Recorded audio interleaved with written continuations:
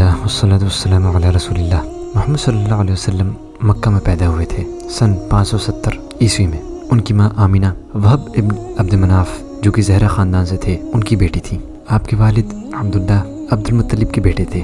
آپ صلی اللہ علیہ وسلم کا نسب نامہ حضرت اسماعیل علیہ السلام جو کہ حضرت ابراہیم علیہ السلام کے بیٹے تھے ان سے جا ملتا ہے، اور آپ ان کے قریب 40ویں فرد ہیں۔ محمد صلی اللہ علیہ وسلم کے والد کا انتقال ان کی پیدائش سے پہلے ہو گیا تھا، اور ابھی آپ 6 سال کے ہونے والے تھے تب آپ کی والدہ کا انتقال ہو گیا، اور محمد صلی اللہ علیہ وسلم جو کہ اب یتیم ہو گئے تھے، آپ کو آپ کے دادا عبد المطلب کی دیکھ ریکھ میں رکھا گیا، اور عبد المطلب نے آپ کی بہت ہی اچھے طریقے سے دیکھ بھال کی۔ لیکن عبد المطلب کا بھی انتقال 2 سال بعد ہو گیا۔ مرتے وقت عبد المطلب نے اپنے بیٹے ابو طالب کو آپ کی دیکھ ریکھ کی ذمہ داری سونپی۔ جب محمد صلی اللہ علیہ وسلم 12 سال کے ہوئے تو آپ اپنے چچا ابو طالب کے ساتھ سیریا کے سفر کی طرف چل پڑے، اور وہ بصرہ تک چلے گئے، اور یہ سفر کئی مہینوں تک رہا۔ بصرہ میں ایک باہرہ نام کا نصرانی مونک تھا جو محمد صلی اللہ علیہ وسلم سے ملا۔ اس نے ابو طالب سے کہا کہ اس لڑکے کے ساتھ لوٹ جاؤ اور اسے یہودیوں کی نفرت سے بچاؤ، اور تمہارے اس بھتیجے کے لیے ایک بہت روشن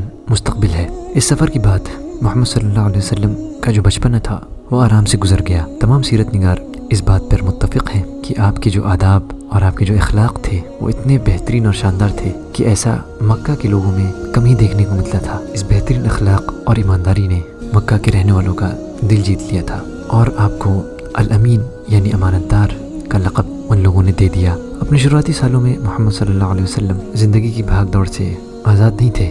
آپ کو اپنے چچا کی مویشیوں کی دیکھ ریکھ کرنی پڑتی تھی۔ بچپن سے جوانی تک آپ نے ایک بہت اکیلی زندگی گزاری۔ مکہ والوں میں لڑائی جھگڑا بہت عام تھا، اور وہاں کے لوگ تمام طرح کے گناہ میں ملوث تھے۔ ان ساری چیزوں نے محمد صلی اللہ علیہ وسلم کے دل میں ایک فکر اور غم پیدا کر دیا تھا۔